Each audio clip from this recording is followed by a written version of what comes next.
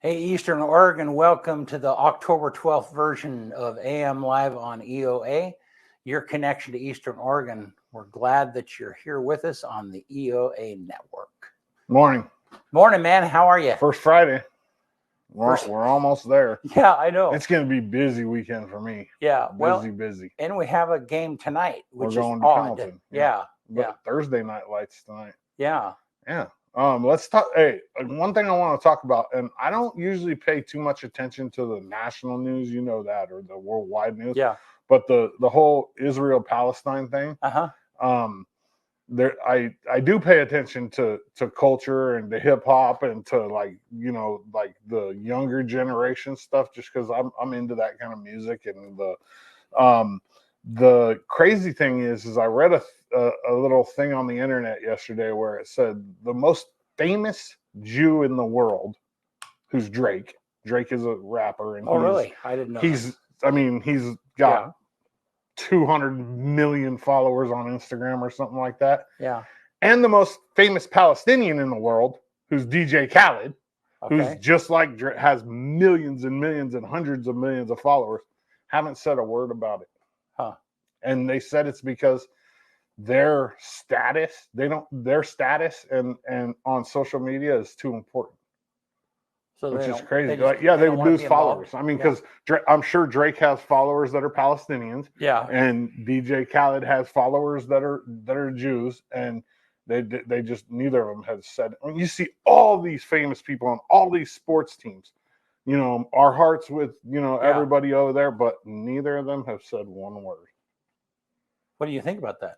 I mean, it kind of makes sense marketing wise, but I guess do you have a responsibility?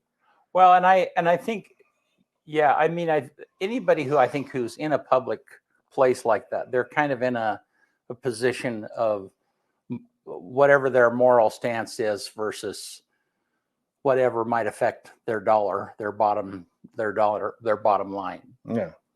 That makes sense. But it, what's been happening is just atrocious. I mean, there's no doubt that it is, but is it their responsibility to talk about it? Yeah. I mean, I don't know. Me neither. I was thinking about it like in terms of myself. Mm-hmm. Like one of the things I don't do is I don't talk about religion. I don't talk about politics. I thought there was one interesting. So there's one of the senators or congressmen in Congress is Palestinian, or she's very supportive of Palestinian things. And there was this, and she clearly was being baited, but there was a reporter that walked down the hall with her and said, do you have any comment about Hamas cutting off the heads of babies? And I mean, she probably asked her that question 10 times and she didn't respond in any manner, which I think was a little odd. Clearly she was being baited and she didn't want to, jump into the middle of that conversation. Is that what we should say, is Hamas instead of Palestinians? Because Palestinians aren't correct. There's not every Palestinian. No, terrible. It's right. And that probably, Hamas is the correct. Yeah. It's like the difference between like Afghanistan and ISIS. If you called them Afghanistanis or if you called it ISIS. I mean, Palestine is an ethnic group. Oh, it's not an actual. Well, I mean, and I'm just kind of shooting from my hip, so I'm probably. But the Palestinian people are like the Jews. I mean, they have an ethnic group that they classify themselves as. Is it a religion? I don't know. I think that the same way that Israelis are probably a full gamut. You have Catholics and atheists and Christians and whomever. I mean, I'm sure you have that same thing in the Palestinian area. But Israel declared war against Hamas. So that was, which is a little bit different because if I'm understanding it right, Hamas is the group that it's really a political group that is in charge of Gaza Strip right now. It's in charge of, So a few years ago, the same way that Democrats or Republicans have control of the House or whatever the case might be, Hamas, who has been classified as a terror group by the United States, they were elected to be in charge of. Like voted in. Yes. Yeah.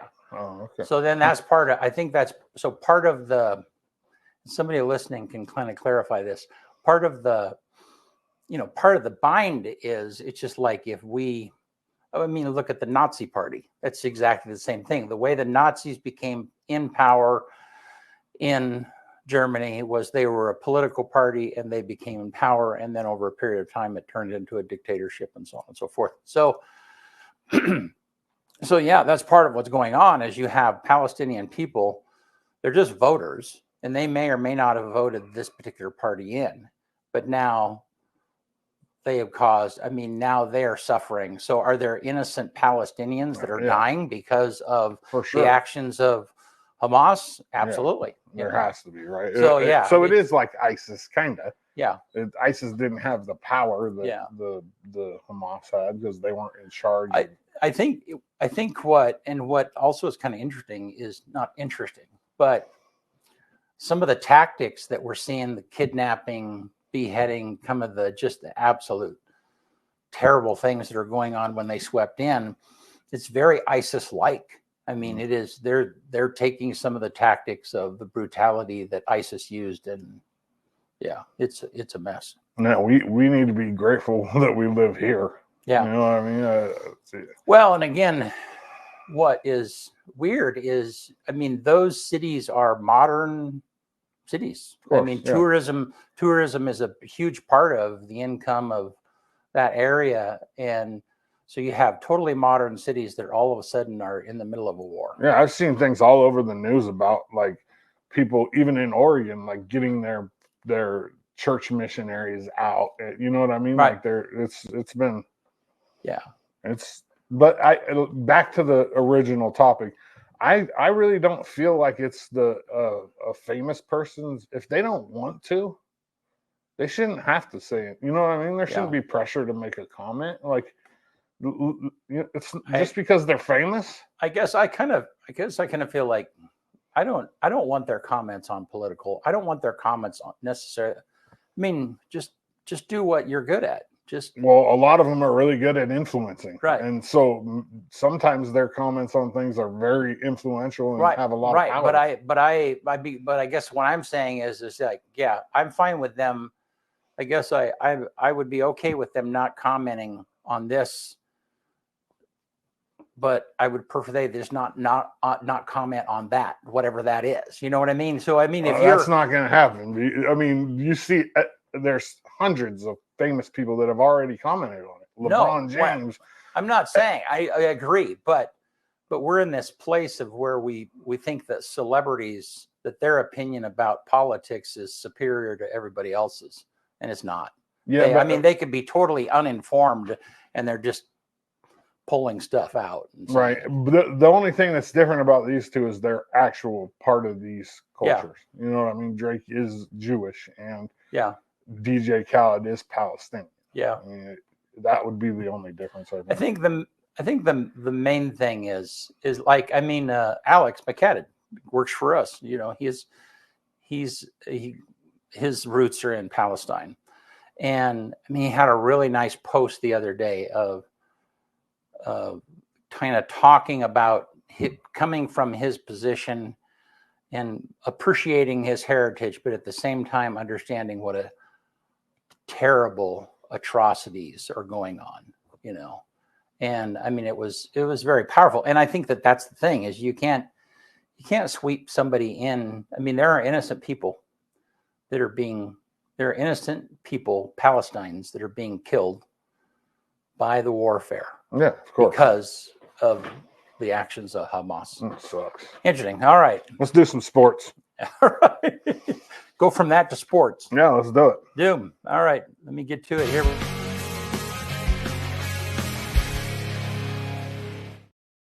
Since I didn't talk about it on Tuesday, I'll talk about it today. Our very own Andrew Peasley was the Mount West Player of the Week. He led Wyoming to a 24-19 win on Saturday over 24th ranked Fresno State.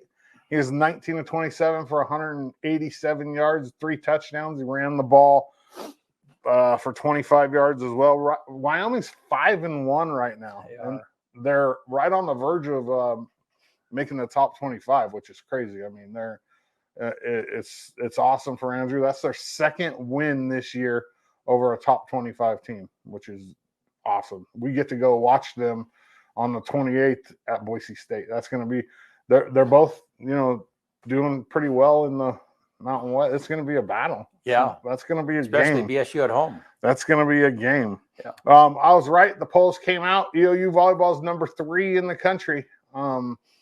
Exactly what happened, what I said would happen, happened. EOU moved up 1. The team that lost, that was above them, moved down 1, and Corbin moved down 1. So you have, in the CCC, you have EOU at 3, Corbin at 6, and Southern Oregon at 16. 3 teams ranked in the top 25 in the country. It's pretty awesome. They play on Friday for homecoming right up here at Quinn Coliseum. Friday at 7 against Evergreen, and then they have the redemption match. The only team that's beat them all year, Northwest, which is crazy. Like, this Northwest team is not even ranked. They're not even in the top. I think they're sitting at 4th in the conference, and it's EOU's only loss. And EOU's played top 10 teams, regularly. They beat Corbin. They went to Hawaii and swept that. So it's just crazy that the one loss of the year is Northwest, and they're looking to, I'm going to predict this sweep in that game. I really am. EOU's playing really good right now. It's homecoming weekend. I sat down with Coach Camp yesterday for my regular Tuesday interview. Here's a little peek into that in case you missed it. The locker room Saturday before the game. Yeah. What's the one thing that these guys really need to focus on to get a win? I think just be themselves. Go out and play our style of football, right? It's not going to take anybody doing anything out of character, right? It's staying within our system, being able to make your play when the play's there, okay? Again, it's my old saying, hey, you get the ball to the playmakers in place and let them make plays, right? Hey, defensively, hey, make sure again that you're doing your job, not somebody else's job, because that's going to create. Carroll is a very good team about waiting on somebody to make a mistake, right? And then they capitalize, right? So again, those are the things. Just do you, right? And do it to the best of your ability and give great effort. I mean, that's what we've been preaching here, effort and making sure that you're doing your job. That's all that I really, really ever need. The full video's up on EO Live right now. Homecoming is this weekend. You got all kinds of events. The parade tomorrow downtown, or not tomorrow. Tomorrow. We're already on Thursday. Man, I'm going to put up a little homecoming schedule for EOU while I tell you about the 2023 Hall of Fame inductees. There's the schedule so you can look at it. On Friday at Hoke at 5 o'clock, the 2023 Hall of Fame class for EOU is going to be honored with an induction ceremony. Dirk Bortz in track and field. He was at EOU from 2002 to 2005. Brooke Sellards-Acosta, women's basketball, 2000 to 2002. Kristen Tiger Rice was women's soccer from 2002 to 2007. John Spatz was track and field from 98 to 2002, and alpine skiing from 91 to 2001 as a coach. George and Val Royce are the Meritorious Athletic Service Award winners, and Harold Northcutt is the Mountaineer Athletics Legacy Award winner. Big weekend for EOU. They're playing Carroll in football. Carroll's number 6 in the country. It should be a grudge fest. You know what I mean? Hopefully, EOU's 2-0 in the last 2 weeks, and they're not giving up a lot of points. Everybody on the internet here is saying, they're going to get smoked, but I wouldn't. EOU plays a little bit different on homecoming. One of their sayings is Mounties don't lose homecoming. So hopefully EOU comes through. This morning sports report is brought to you by Buffalo Peak Golf Course. Go out through Union. There's a big blue sign on the end of town. Take a left, go up the mountain there, and it's a beautiful 18-hole link course. Dana and his team have done a great job. It's moving into winter right now, so they're probably close to winter rates right now. So go check them out. The pro shop is absolutely beautiful. Dana's changed that around since he's been there, and it's just they have so much more stuff. Buffalo Peak Golf Course, meet me at the peak. Good stuff. Yeah. Yeah, and excited about that game. I've never been to a college game like that. You and I are going together. Oh, yeah. And speaking of games, tonight, Pendleton and Ontario. From Pendleton, I'm going to make the trip over with BC and Tanya and be on the mic tonight for a special edition, Thursday Night Lights. Yeah. Yeah, and then our Tigers play on the road against Crook County in a must-win against Crook County in the GOL. They have to win this game tomorrow. Yeah. Pendleton's in the driver's seat. You know, they should coast through Ontario tonight, and LeGrand has to beat Crook County because of a loss to Baker, and they still have to play Pendleton, which is a week from tomorrow, right here. Yeah, and Pendleton played Crook County last week and won, but they were a good opponent. They're never a pushover. Yeah. Crook County, yeah, they aren't. We're not going to go in there and coast. Yeah. It's not going to be Madras. And it's going to be away. Yeah. They're in their territory. Yep. Yeah. On probably the second string quarterback still. I think Carter Peasley's. I mean, he did play a little bit on Friday night on defense, but he's not healthy. I don't think. I haven't heard anything, but I mean, just from the looks of Friday night, I doubt he's going to take the majority of snaps this week. So we're on a backup quarterback, and we're going to have to show up. Yeah, that's for sure. So so I've been watching Wyoming. I grew up in Casper, and so I've been trying to track them this year and watch the games, or at least get glimpses of them, and it's been pretty fun watching Andrew. I mean, he just is. He's kind of. I mean, he's just doing his thing. Yeah. When he's healthy, he's really good. Yeah, and it's so. I mean, the announcers, the team that they're playing against, are always the announcer of the games are always biased in favor of the other teams, you know. And then when Wyoming pulls it out, it's just it's just fun. It is. It's fun to listen to them kind of try and backtrack. And that Boise State game that we're going to, that's going to be rocking, BC. Yeah. Have you ever been to? No. Oh, and you've never been as a member of the media either. No. Oh man, they spoil you too. Yeah. So that'll be totally fun. It's going to be blast. Yeah. So looking forward to that, and we'll probably get to see Johnny, I'm sure. Yeah. I mean, depends on what we want to do. Like if we want to be on the field as opposed to in the press box. I told him that we wanted passes for both. So yeah. I mean, I probably want to be on the field. Yeah. Johnny will be hanging out in the press box. He's a little press box rat. Most likely. I mean, that's where I see all his pictures from all the time. Yeah. So. No. But they always feed you too. They take good care of the media in D1 especially.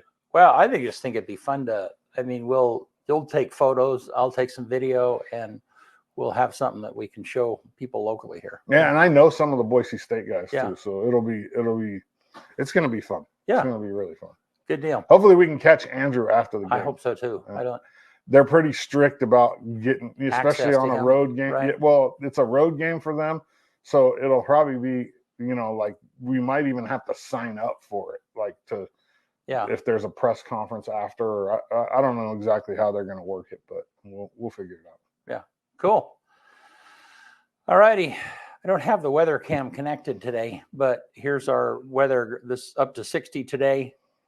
And then kind of, maybe it looks like it's going to warm up a little bit over the weekend. Not as much chance of a rain.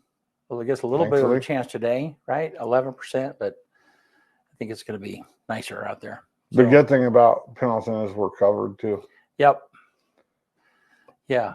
Particularly for Tanya, the camera operator. Oh yeah. It can be very miserable out in the rain or cold or whatever. Well, even at EOU. Yeah. People think that we're spoiled up there in that nice press box, but what they don't know is we shoot out that window. Yeah. And those windows are wide open. So when it's really cold and rainy and blowing, yeah, you get wet sitting there, or you get cold. I can tell you when we first started doing this, we would haul all of the equipment up to the crow's nest. Oh. Yeah.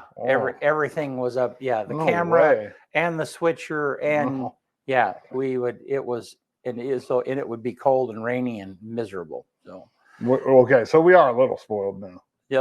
yeah, this is a way better. This is a way better arrangement. And way better than the first year of Shrine against Baker. Yeah. Or in Baker. That was rough. Yeah.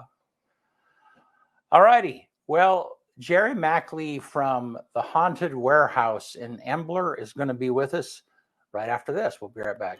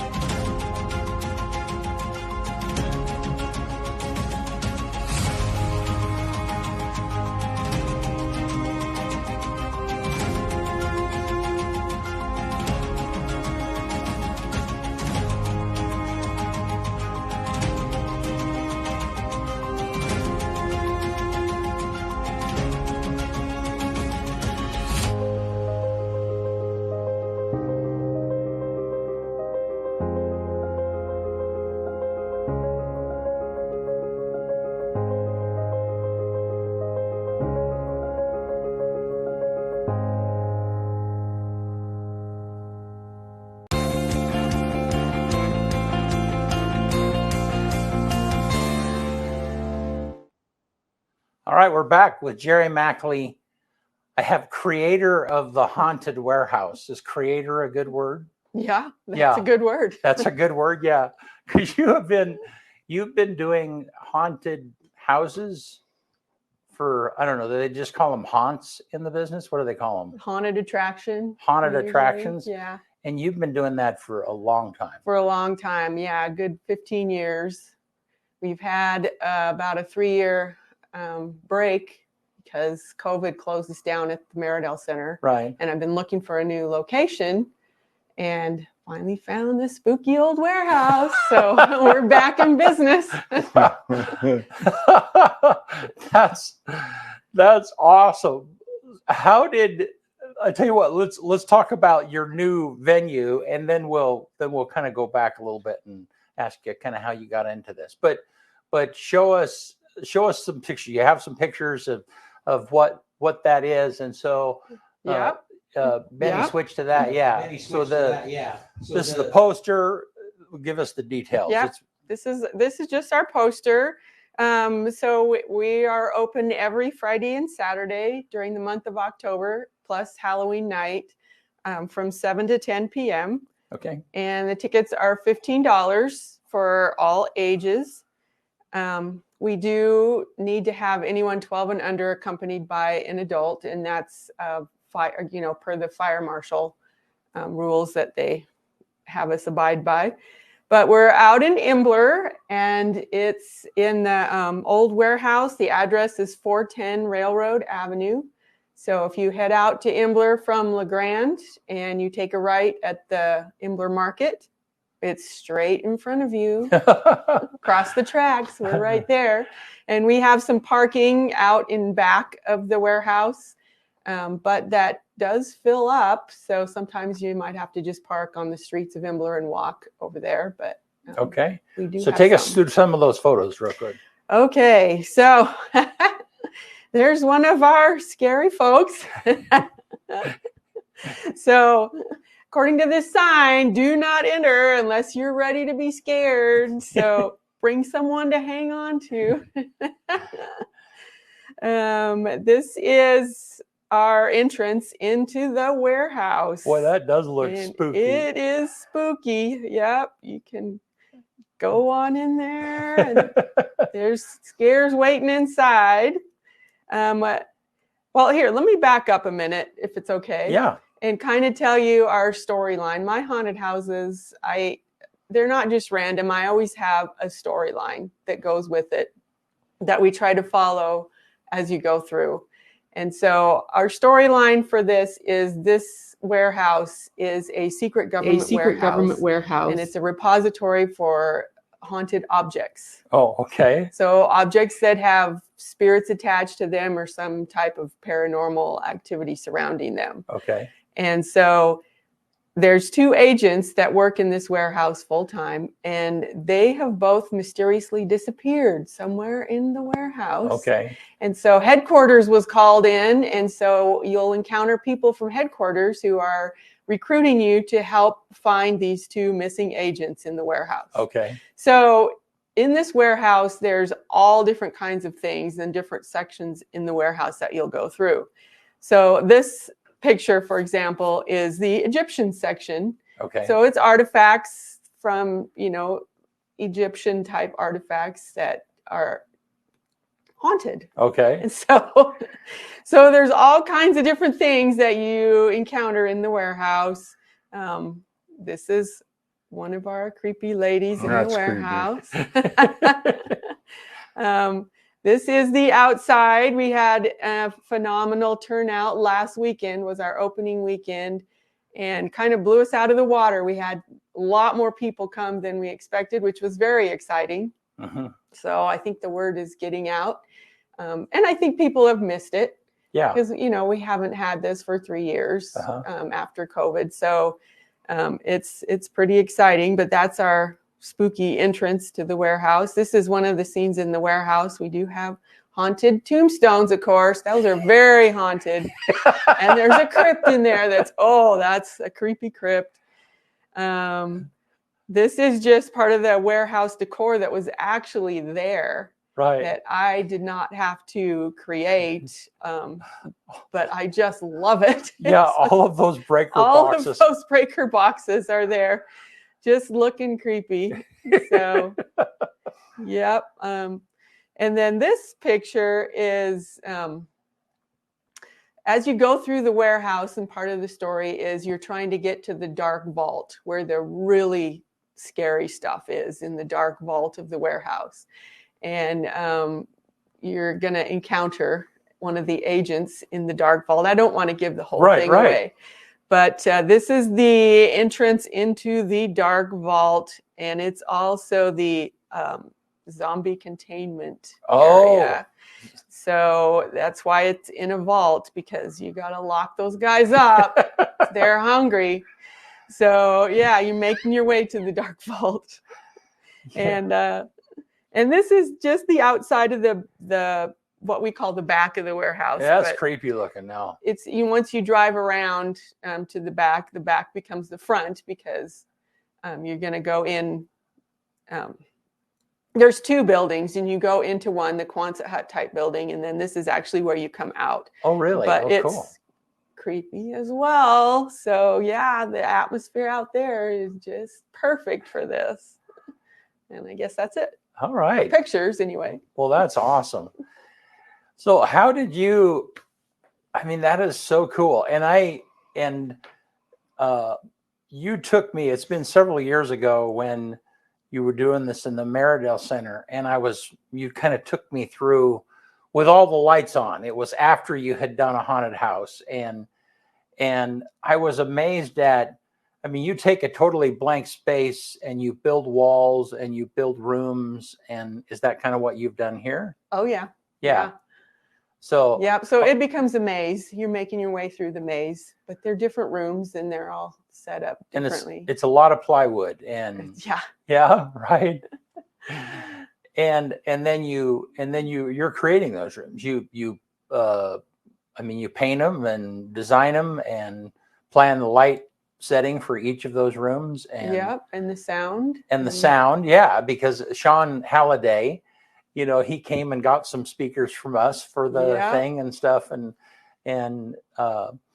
so and then in some of those rooms you have surprises. In all the rooms. In all the rooms, there's typical haunted house stuff. Yeah, very surprising. One thing that I do in my haunts that might be different from some others is I don't really go in for the gore and guts stuff like some do, because I don't find that appealing and I don't find it scary. It's just gross to me. And so I don't go in for that. I go in more for the thematic, scary stuff. So we have a lot of good old fashioned, jump out and get you scares. Just some just a lot of fun stuff. Yeah. I just want people to have fun. Yeah. You know, I don't want to gross them out with stuff like that. Another thing I don't do is chainsaws, which are scary, and a lot of haunts do them. But, you know, I don't know. To me, they're kind of just loud and smelly and Obnoxious. and obnoxious. And I like to find more creative ways to scare. Yeah. If you're out in a cornfield, you know, then that works. But Yeah. in my haunted house, yeah, So and you have the actors. This is a thing. It's right. Yeah. I mean, a so theatrical production is Right. really what it is. Yeah. Yeah. Which is that's crazy involved. Yeah. We have about 20 actors Yeah. every night. That, you know, full costume and makeup. We have makeup artists. We have costume people, and we have Ricky Joe Hickey, who Right. works here some Yeah. of the time doing some stuff for you guys. She's been our acting coach this year and done a fantastic job getting our actors all trained on how to be scary. Some people are just her. naturally scary, Yeah. though, right? Like, you don't have to train them much. Yeah, some people are. Yeah. Do you have is there a green room area like where the characters hang out when they're not? Yeah. I mean, those would be funny pictures to have, you know. So yeah, there's the zombies hanging out with yeah, and they are funny. Yeah, they're in full makeup and they're just sitting there chilling, just waiting on their phone or whatever until it's time to go in and scare people. Yeah. Now, do they take breaks? I mean, how does your schedule work? Because you're going from, what'd you say, 7 to 10? 7 to 10. And actually last Saturday we were so busy we didn't finish till 11. So oh wow, it's a long night for the That's actors. good. Yeah. Yeah. Yeah. So part of my crew, I have what we call roamers, and they go around and they take care of the actors' needs. They get to scare anywhere they want in the haunt while they're doing it, but they, you know, bring them water, give them breaks, you know, stuff like that. Okay. So, all right. And so then, and a few years ago during COVID, you and Sean kind of created the Bethlehem. Yeah, we did that. That thing in the basement, in the basement here, which of was this building, which was a Bethlehem haunted house type of a trip. It wasn't a haunted. It wasn't a haunted but house. it was a maze. A walk-through attraction. A walk-through attraction. Yeah. Okay. And so help me put those two worlds together. I mean, so haunted houses and creating a Bethlehem walkthrough they don't necessarily seem to go together well in most people's mind. But I mean, how did you get into haunted house? I mean, how did you get into this? Well, I've always enjoyed Halloween. Yeah. You know, it's just a fun holiday and it has so many ways to be creative. Yeah. And so I started doing Halloween parties at my house. Okay. And it was just for family, you know, just having family over and friends and stuff. And then one year I thought, well, I think I'll just make a little, like what they used to call the spook alley, you know, in my basement. And so I built this little thing in my basement and we just had a one-night party and took people through, and that was a lot of fun. You know, we scared them. Yeah. It was a lot of fun. So I just kept doing that and inviting more people and more people. And that was actually back when we lived in Portland. I was doing that. And then we moved back to La Grande. And so I kept on doing it. Even while we were building our house, you know, we had just the studs in the house and I set it up in there with that and had people over. And pretty soon it took over my whole house. I mean, at Halloween, I had black plastic up everywhere. And it was just like, how are we supposed to live, you know, with all this going on? And so I thought, you know, I probably could make some money if I just set this up and charge people a little bit to come through. And so the very first year I did it was actually in Russell Perry's house up on 20th Street. Russell Perry, who used to own Carpet One. Okay. And he let me use his house. It was just empty. He was building it. It was just studs inside, but it was finished outside. And he was crazy to let me do that. But I took over his house for like 2 months and set this thing up and did that. That was back in, 2004, maybe 5, something like that.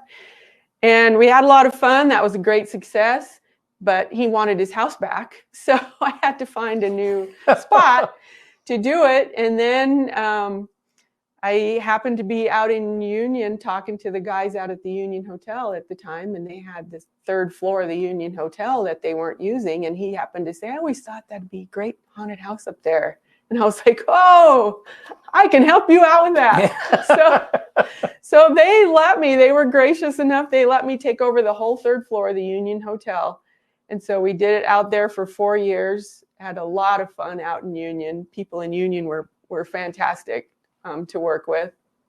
And then that hotel went up for sale, and they didn't think a haunted house was a great sales marketing thing. So I had to move out of there. And so again, looking for a location. And that's when I found the Meridell Center, which was the old Elks Lodge building, and bought that in 2010. And the first year I did that, I had the whole building as my playground, 28,000 square feet. And then we had 3 haunts in there and a big carnival and everything, and had a lot of fun doing that. But then I was like, well, I've got all this square footage, and what can I do the rest of the year? So that's how the Meridell Center kind of came to be, is I just started putting in, the mini golf and the laser tag, and it taken over less and less space for the haunted house, which was my first love. Right. Until we finally had it on the top floor there, which worked fine. It was great. And, I was there for 10 years. And then once COVID closed us down there, I just really wasn't able to make a comeback there. And so we sold that building. And so, but I had kept the haunted house because that was my first passion. And it was all in storage for that 3 years while we were looking for all these walls, all these things. All the walls, all the everything. Yeah. Yeah. And then found this warehouse out in Imbler, which I'm actually just renting. I didn't buy it. Anna Goodman owns it. Yeah. And she's putting her home out there.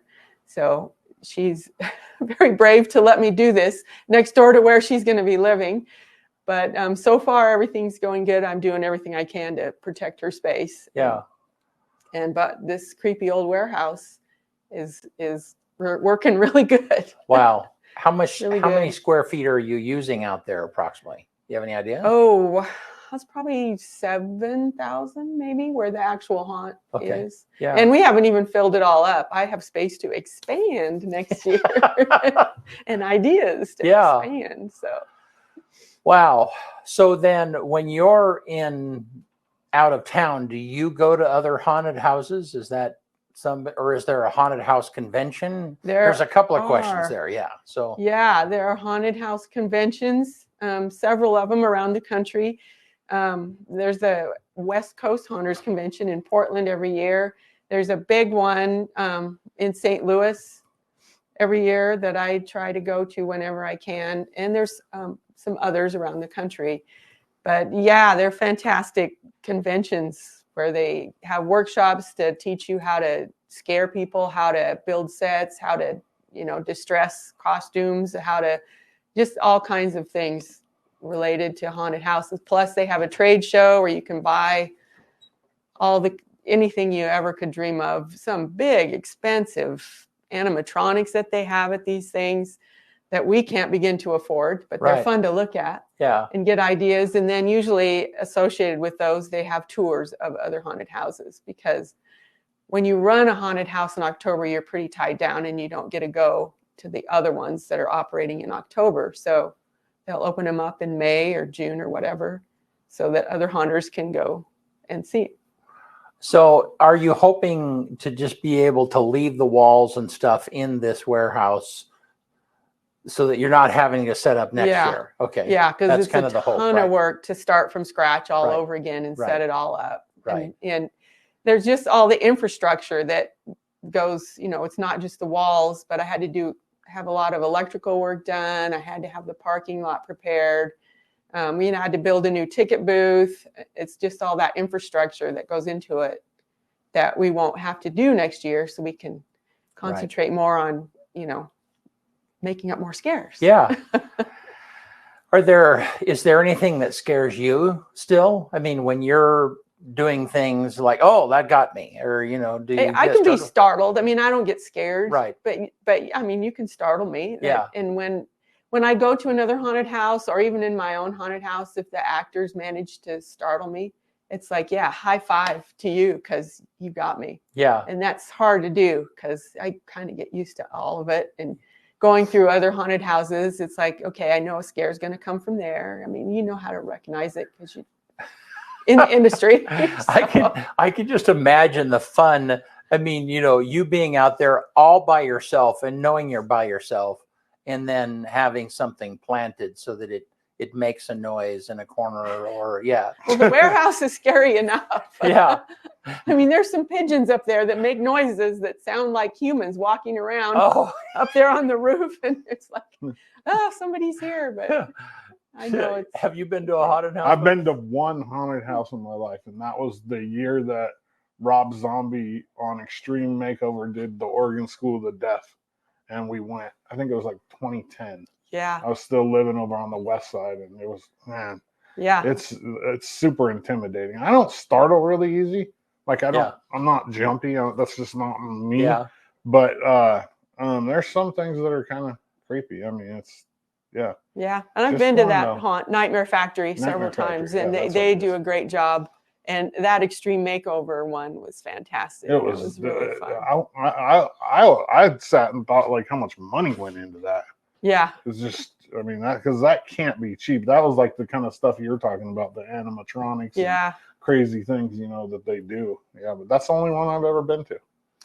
I don't know that I've ever been to one. I mean, I was one as a kid. Well, you guys, we're here. Yeah. We're right in your backyard. No, yeah. And people get, but Bring I your don't. cameras. But I don't love being startled. That's the thing, I mean, but I was really, when you walked me through kind of the behind the scenes thing, it was like, this is a thing. I mean, it is like it's like a play, or it's like I mean, what did you call it? It's like it's a theatrical production, thank really. You. Yeah. It's a theatrical production that people walk through. Yeah. I mean, and that is, and so I've been involved in theater a lot, and so the sound, the lighting aspects of it, the sets, all of that stuff, the makeup, all of that stuff is very intriguing and interesting.